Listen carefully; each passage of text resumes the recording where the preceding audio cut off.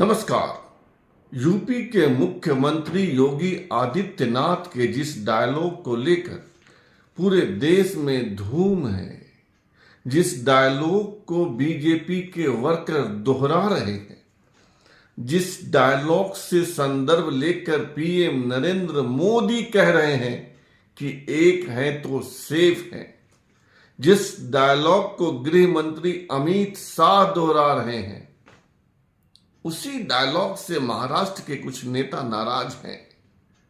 तो क्यों नाराज हैं? कुछ तो बात है दया, यूं ही कोई नाराज नहीं होता। अब तक महाराष्ट्र के 3 नेताओं के बयान आए हैं जो इस डायलॉग के खिलाफ हैं, जिन्होंने कहा है कि उन्हें यह स्लोगन पसंद नहीं है, जिन्होंने कहा है कि यह स्लोगन महाराष्ट्र में नहीं चलेगा। क्या है इसके पीछे की राजनीति, क्या है इसके पीछे की रणनीति? जिसने सबसे पहले विरोध किया वह है अजीत पवार, एनसीपी अजीत पवार, एनसीपी पवार गुट के नेता अजीत पवार। एनसीपी पवार महाराष्ट्र में बीजेपी का सहयोगी दल है और उसके नेता अजीत पवार कहते हैं कि बटेंगे तो कटेंगे जैसा डायलॉग महाराष्ट्र में नहीं चलेगा। यह डायलॉग चलता होगा उत्तर प्रदेश में, चलता होगा झारखंड में, लेकिन महाराष्ट्र में नहीं चलेगा। महाराष्ट्र की जमीन सर्व समाज समावेशी है। अजीत पवार की मजबूरी तो समझ में आ गई। महाराष्ट्र में 3 दल एक साथ मिलकर चुनाव लड़ रहे हैं, बीजेपी, एनसीपी अजीत पवार और शिवसेना शिंदे। बीजेपी ने एक भी मुस्लिम कैंडिडेट नहीं उतारा है। शिवसेना शिंदे ने सिर्फ 1 उतारा है और एनसीपी अजीत पवार ने 5 उतारे हैं। अगर अजीत पवार इस डायलॉग का समर्थन करेंगे तो उनके 5 कैंडिडेट बुरी तरह फंस जाएंगे। अभी मैं हार नहीं कहूंगा, लेकिन फंस जरूर जाएंगे। तो उन 5 कैंडिडेट्स की हिफाजत करना अजीत पवार का परम धर्म है। और दूसरा कारण, कम से कम 21 सीटों पर अजीत पवार के कैंडिडेट्स का सीधा मुकाबला शरद पवार के कैंडिडेट्स से है और उस जमीन पर अपने कैंडिडेट्स को मजबूती देने के लिए यह लाजमी है कि अजीत पवार कहेंगे कि वे बटेंगे तो कटेंगे जैसे स्लोगन का समर्थन नहीं करते। अजीत पवार की बात तो समझ में आ गई, लेकिन पंकजा मुंडे जो बीजेपी के महान नेता गोपीनाथ मुंडे की सुपुत्री हैं, जो विधायक थी, हैं भी, महाराष्ट्र में मंत्री थी, उन्होंने क्यों कहा कि विकास की बात होनी चाहिए, यह डायलॉग नहीं चलेगा, यह स्लोगन नहीं चलेगा। एक अंग्रेजी अखबार इंडियन एक्सप्रेस से बातचीत में पंकजा मुंडे ने योगी आदित्यनाथ के इस डायलॉग का विरोध किया। अब पंकजा की मजबूरी समझिए। पंकजा मुंडे बीजेपी महाराष्ट्र में साइड लाइन है।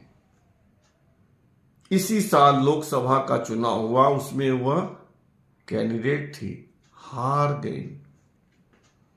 बीजेपी वालों ने उसे विधान परिषद में तो भेज दिया, लेकिन मंत्री नहीं बनाया। पंकजा मुंडे साइड लाइन से मेन स्ट्रीम में आना चाहती है, दे धक्का, लेकिन बात नहीं बढ़ रही है, बात नहीं बन रही है।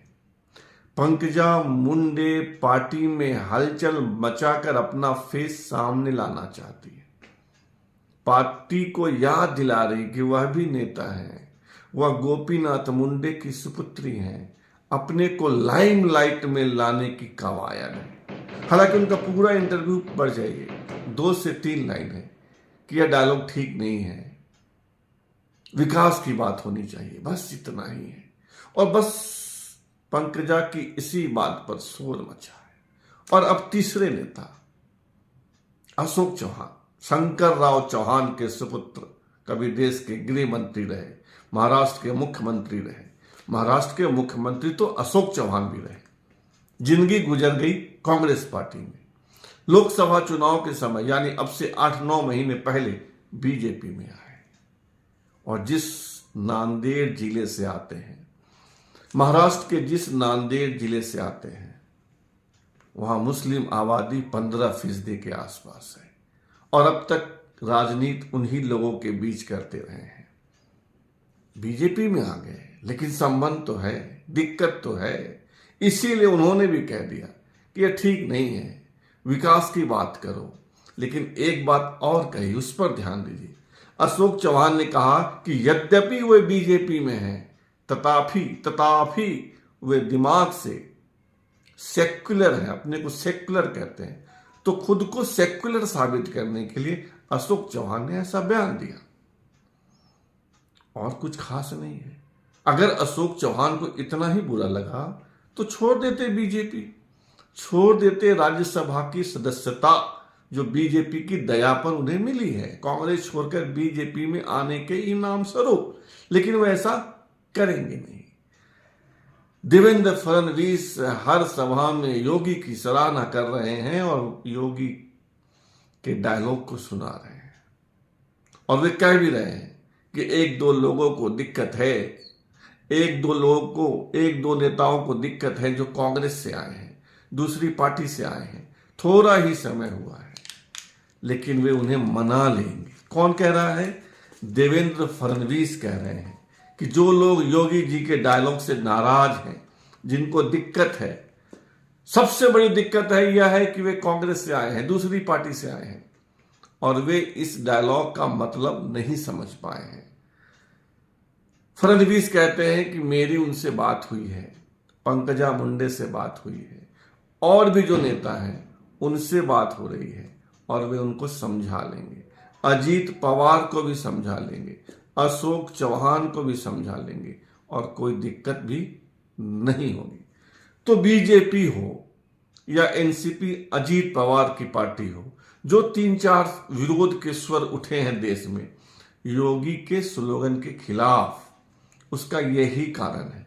और ऐसे नेताओं को भी बीजेपी चुप करा देगी, क्योंकि योगी के इस डायलॉग को संघ का समर्थन है। बताया गया है कि राष्ट्रीय स्वयंसेवक संघ ने अपने पर्चे में इस स्लोगन का उल्लेख किया है।